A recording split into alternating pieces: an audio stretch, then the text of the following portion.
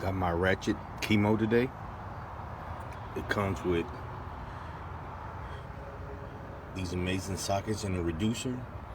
It comes with a quick charge, 2 batteries, and the Ratchet wrench itself. This is my first one, so let's get to it. The battery slides in the back. Got 2 clamps on the side that you can clip to renew the battery. Just a slight push. Just the handle. There's the show you where your battery's at, and it comes with a unique light just right there. With the convenient sockets and stuff that it comes with, it makes removing stuff easy. I got it because I'm a mechanic and I like to have tools that actually do what they say. So this right here just came today. We're gonna try to remove a bolt. So you snap it on right there. Easy snap on. And depending on how, once you match this lever right here, determines the speed. And this is how you reverse the head. So let's give it a try.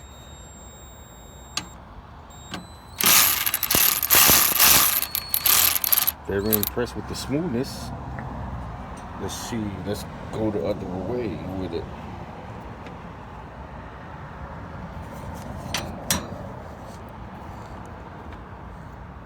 Let me put this down for a minute.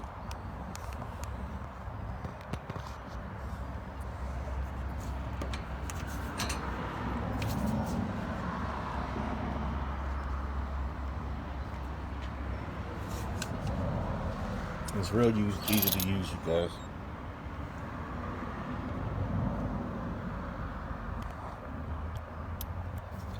I was turning the wrong way. First time use. Fits easily on the bolts with the sockets it came with. And let's tighten this back down. That's the first. Wow. So as you see, I'm going to enjoy using this. And it comes in a nice case that locks the parts in. That was my first announcement of it, that the battery stays in, the charger stays in, you can flip it upside down, it stays in, the wrench nicely fits inside with the battery attached, and it's also snuggy too.